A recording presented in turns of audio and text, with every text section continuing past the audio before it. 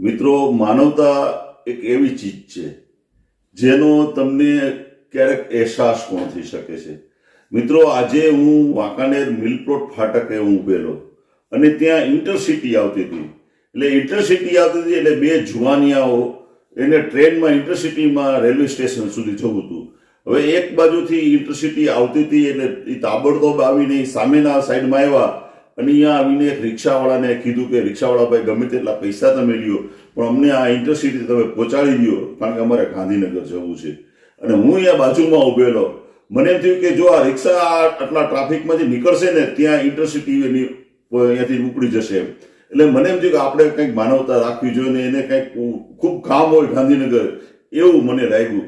એટલે મેં તરત જ એ ભાઈને ઇન્ટરસિટી અહીંયાથી પસાર થાય છે ફાટક પાસેથી, અને એ બે ભાઈને મેં કીધું કે તમે એક કામ કરો, તમે મારા સ્કૂટર ઉપર બેસી જાઓ તાબડતોબ. એટલે બે ભાઈને મેં તાબડતોબ સ્કૂટર ઉપર બેસાડ્યા અને મેં પૂરપાટ ઝડપે મેં જે ફાટક વાંકાનેર રેલવે સ્ટેશન સુધી એમને નોનસ્ટોપ એમને ચલાવી અને એને હું લઈ આવ્યો. પણ એ ભાઈ એટલા બધા ખુશ થઈ ગયા બે જુવાનિયાઓ કે મને કે તમે કે અમારું એટલું બધું સારું કામ કરી દીધું. મને કે કેટલા રૂપિયા દેવાના? મેં કીધું રૂપિયા કઈ દેવાના નથી, ખાલી આશીર્વાદ તમારે દેવાના છે. મને કે તમારે તો અમારું યાર કામ કરી દીધું, અમારે ગાંધીનગરમાં ખૂબ ઇમરજન્સી કામ હતું અને તમે અમને ઇન્ટરસિટી ઉપર પહોંચાડી દીધા.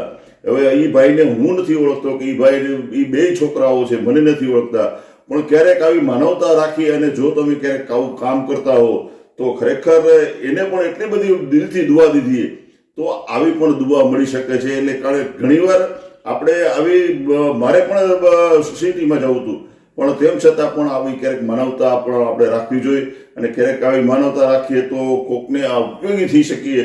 એટલા માટે એક સંદેશા રૂપ એક મારો એક વિડીયો છે.